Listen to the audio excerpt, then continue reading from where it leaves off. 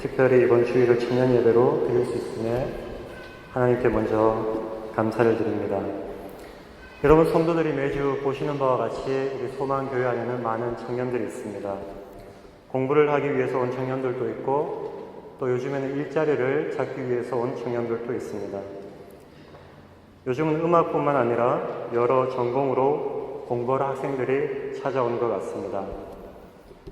또 청년들과 이야기를 나누어 보면 여기에 오기까지 자랐던 배경이나 신앙적인 배경들도 다양한 것 같습니다.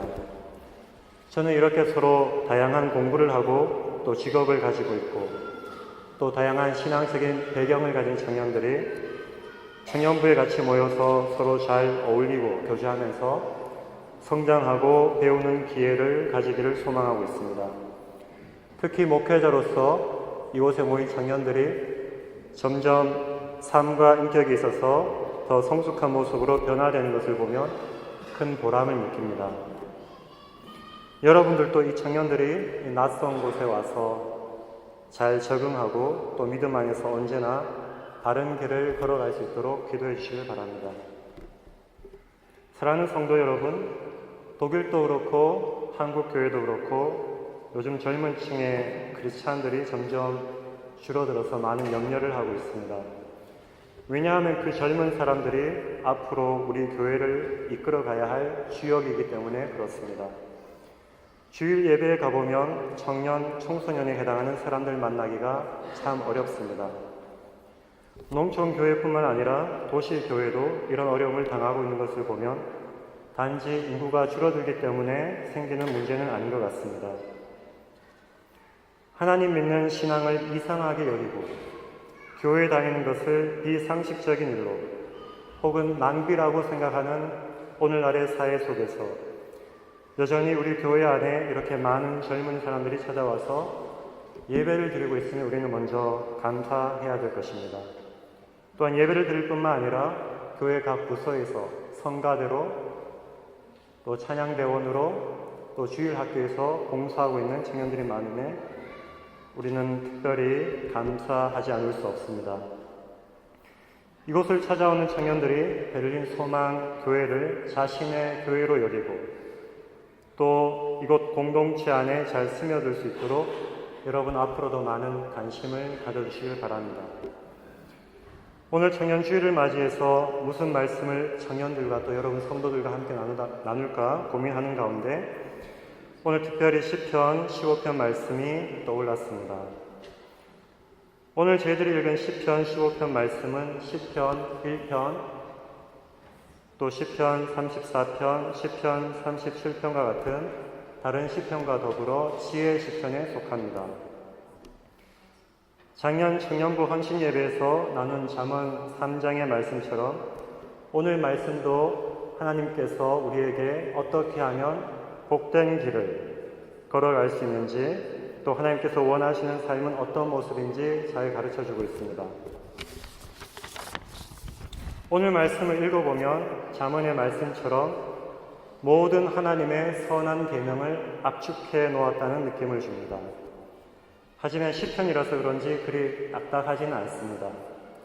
부드러운 한 곡의 노래와 같습니다. 하지만 그 울림과 여운은 더 큽니다.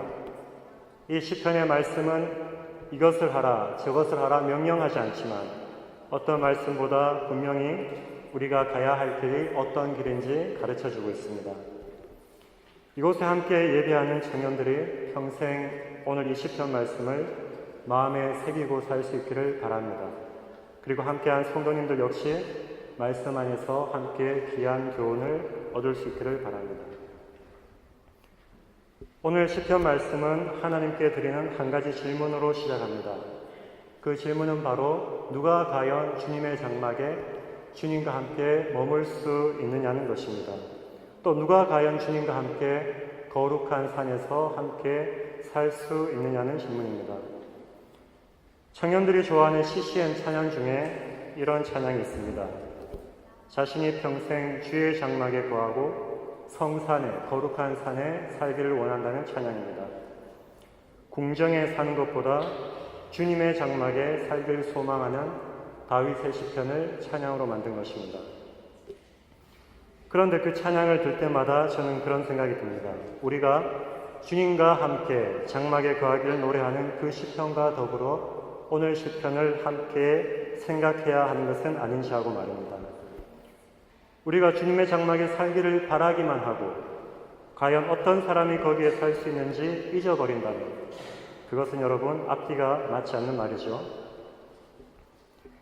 과연 누가 주님의 장막에 주님과 함께 거할 수 있고 또 거룩한 산에서 살 수 있는지 오늘 말씀 2절에 이미 분명한 답을 제시하고 있습니다.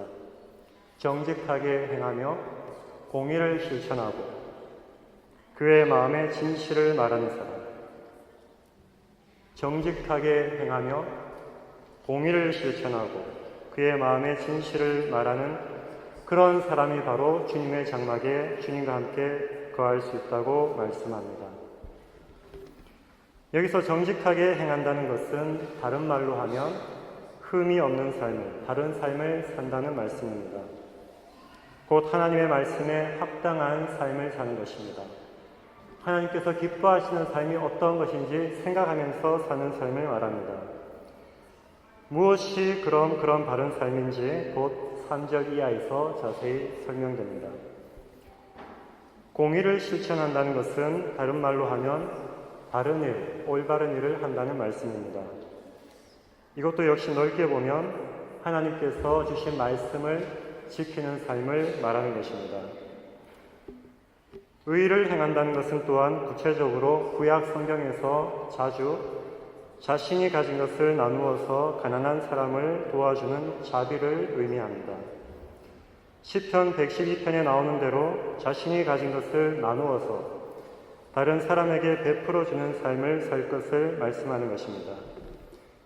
이렇게 은혜로 자신의 것을 다른 사람에게 나누어주는 그런 삶을 사는 사람의 의는 하나님께 영원히 기억이 되고 영원히 설 것이고 하지만 악한 사람의 욕심은 사라질 것이다. 그것이 바로 시편 112편의 결론입니다. 주님과 함께 장막에 거하며 거룩한 산에서 사는 사람은 또한 마음의 진실을 말하는 사람입니다. 마음과 말에 있어서 진실하다는 것은 하나님께서 우리에게 원하시는 가장 기본적인 삶의 모습인 것입니다. 3절부터 바로 우리가 이웃에게 어떻게 진실한 마음으로 대해야 하는지 잘 나옵니다. 먼저 진실한 마음의 소유자는 자기가 가진 혀로 남을 허물하지 않는 사람입니다. 이웃에게 악을 행하지 않고 이웃을 비방하지 않는 사람입니다. 이런 사람이 바로 마음이 진실하고 진실을 말하는 사람인 것입니다. 우리는 살아가면서 이웃을 허물하며 살아가는 사람들을 많이 만납니다. 그것이 재미있지 않느냐고 하는 사람들이 있습니다. 이웃을 허물함으로 자신을 높이는 사람들이 있고 이웃을 허물함으로 자신의 의로움을 방어하려는 사람들이 있습니다. 우리는 또한 생각할 수 있습니다. 말로 이렇게 이웃에 대해서 이렇게 저렇게 이야기하는 것이 무엇 때문에 그렇게 나쁩니까? 다시 한번 말씀드리지만 오늘 말씀이 전하는 것은 바로 이웃을 허물하는 것을 말하는 것입니다. 상황을 바꾸어서 여러분 한번 생각해 보시길 바랍니다. 우리의 경험을 한번 생각해 봅시다. 우리는 때로 자신에 대해서 돌아다니는 말을 우연히 들어서 마음이 상하기도 하고 마음에 심각한 상처를 받기도 합니다. 남이 나를 어떻게 생각하고 남이 나를 어떻게 말하고 다니는지 민감해집니다. 때로는 그것이 두려워지고 걱정하는 경우도 있습니다. 잠언에서 말씀하는 것 같이 함부로 하는 말이 남에게 심각한 상처를 주는 경우가 많은 것입니다. 이런 말들은 또한 다른 사람의 영혼을 망가뜨립니다. 여러분, 예수님께서 이런 말씀을 하셨습니다. 살인뿐만 아니라 형제에게 나가라고 욕하는 사람, 형제를 멸시하는 사람은 반드시 하나님의 심판을 받게 될 것이다. 무기로 사람을 죽일 뿐만 아니라 상대를 무시하고 경멸하는 말이 곧 살인이 될 수도 있는 것입니다. 그런 비수 같은 말을 들은 사람, 다른 사람에게 경멸을 당한 사람은 마음에 상처가 쌓이고 상처가 쌓이다 보면 분노가 쌓이게 됩니다. 우리는 말을 삼가하고 남을 허물하거나 궁지로 몰아넣는 일이 없도록 해야 하는 것입니다. 선한 말로 남의 상처를 치유하고 남을 회복시키는 지혜로운 청년들이 다 되기를 축복합니다. 4절 말씀에는 마음속의 기준이 바르게 서 있어야 함을 말씀하고 있습니다. 사람들을 바라볼 때 우리가 가져야 될 기준이 무엇인가? 흔히 사람들은 외모로 상대를 판단하는 경우가 많이 있습니다. 그래서 말씀에도 사람은 외모를 보거니와 여호와 하나님은 사람의 중심을 본다고 하셨습니다. 여기서 외모를 본다는 것은 단지 그 사람의 겉모습뿐만 아니라 그 사람의 재력이나 그 사람의 학력, 또 그 사람이 어떤 성공을 거두고 있느냐, 사람을 판단하는 것을 말하는 것입니다. 오늘 우리가 사람을 바라볼 때 기준으로 삼아야 될 말씀에 대해서 오늘 말씀은 분명한 기준을 말하고 있습니다. 그것은 바로 하나님을 무시하고 망령되게 행하는 자를 경멸히 여기고, 그리고 반대로 하나님을 경외하는 사람을 존경스럽게 여겨야 한다는 것입니다.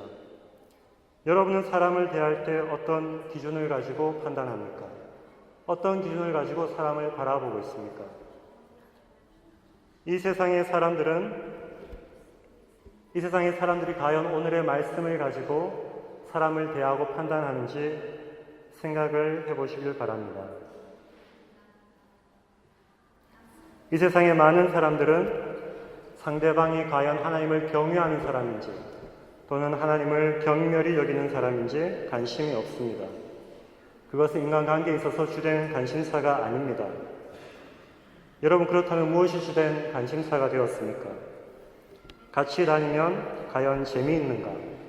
그 사람에게서 긍정적인 에너지를 받을 수가 있는가? 같이 재미있고 긍정적인 에너지를 줄 수 있는 사람이 인기가 많은 사회가 되어버렸습니다. 때로 자기 자신에게 멋진 식당에서 식사를 사줄 수 있고 멋진 선물을 해줄 수 있는 그런 사람이면 오케이입니다. 소위 세상적으로 잘 나가는 사람들이, 그런 사람들에게 많은 사람들이 또한 따라 붙습니다. 사랑하는 성도 여러분, 하지만 절대 잊지 마시길 바랍니다. 여러분이 진정 주님의 장막에 함께 거하기를 원한다면, 또 거룩한 성산에서 하나님과 함께 살기를 원한다면 마음속의 기준이 바르게 서 있어야 되는 것입니다. 우리는 여호와를 섬기고 경외하는 사람을 존대할 수 있어야 합니다. 하나님을 경외하고 거룩하게 살려고 하다가 세상에서 인정을 못 받고 멸시받는 사람들이 있을 수 있습니다. 하나님의 말씀을 지키려고 하다가 보니까 세상에서 늘 변방에 머물고 중심에 서지 못하고 높은 자리에 올라가지 못하는 사람들이 있습니다. 성도들은 그런 사람들을 존귀하게 여길 수 있어야 합니다. 반대로 세상에서 성공했다고 하더라도 하나님의 말씀에 관심도 없고 교회 공동체를 남몰라라 하고 이웃의 상처에 눈 감고 사는 사람들은 경멸의 대상이 되어야 하는 것입니다. 이것이 바로 교회가 이 땅에서 보여줘야 할 바른 판단의 기준인 것입니다. 마지막으로 오늘 시편이 우리에게 교훈하는 것은 돈에 대한 것입니다. 돈은 거의 모든 중요한 사상가들이 즐겨 다루는 주제입니다.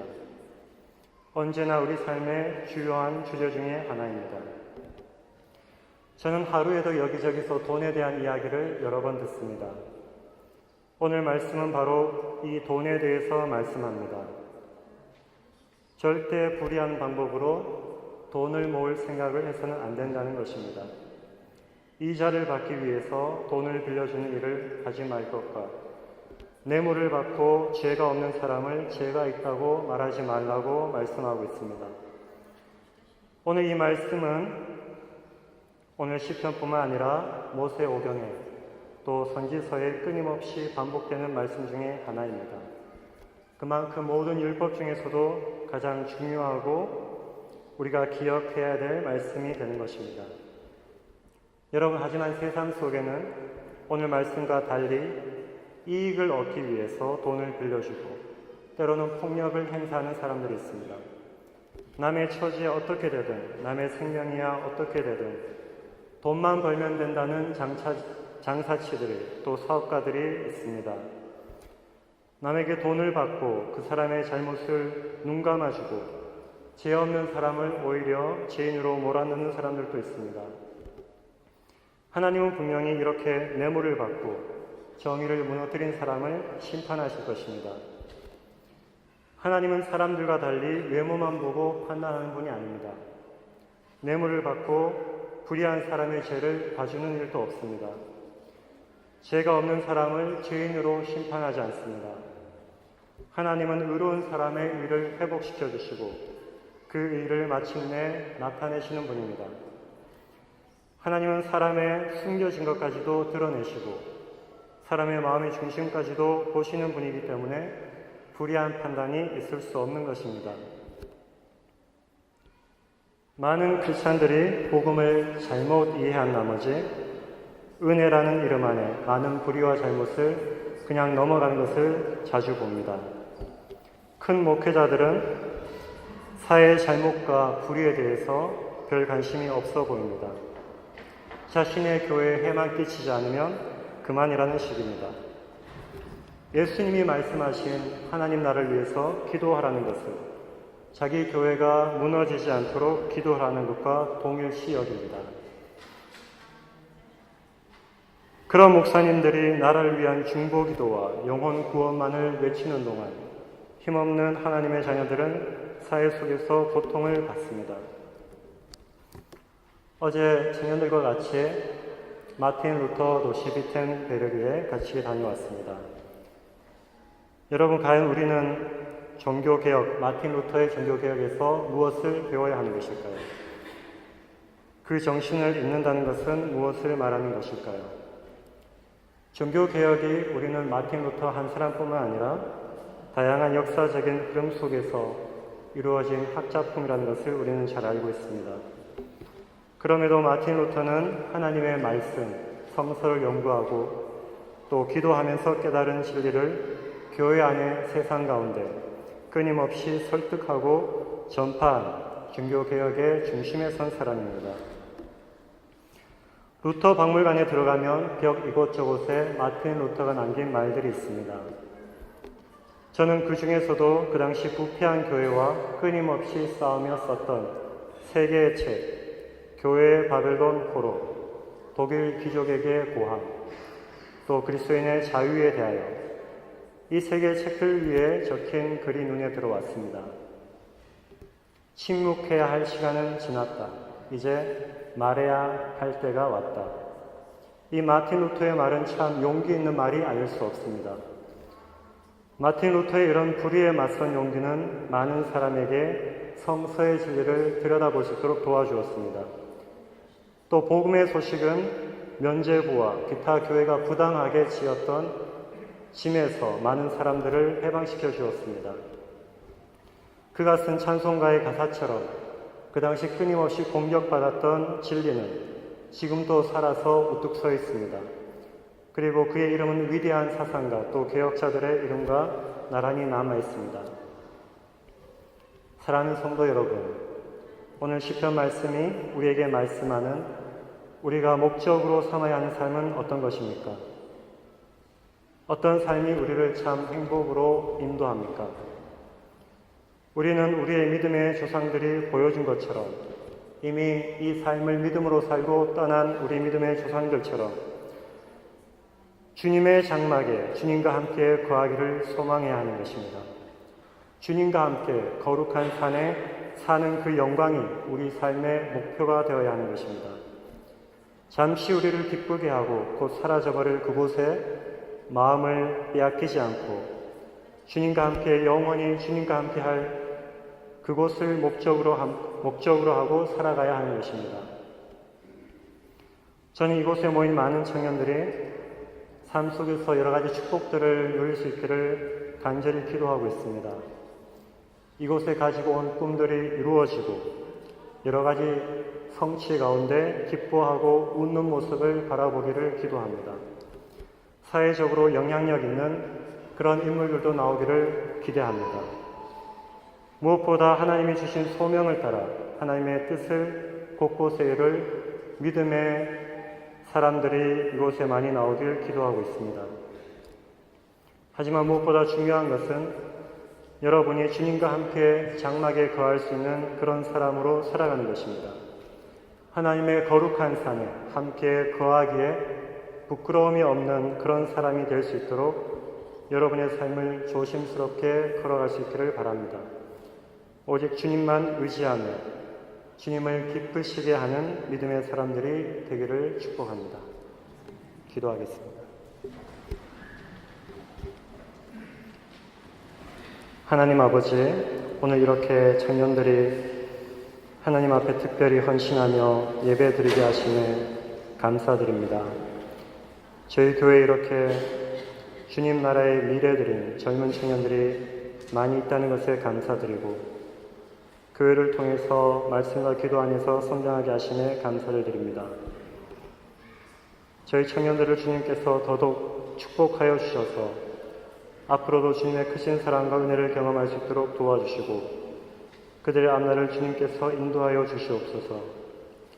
주님께 기쁨이 되는 사람, 주님의 장막에 주님과 함께 거하는 사람이 모두 될 수 있도록 늘 영으로 말씀으로 깨우쳐 주시고 지켜보아여 주시옵소서. 그들을 통해서 주님의 나라가 이 땅 가운데 이루어지게 하시고 주님의 몸된 교회가 더욱더 바르게 튼튼히 서가는 역사가 일어나게 하여 주시옵소서. 예수 그리스도의 이름으로 기도드립니다.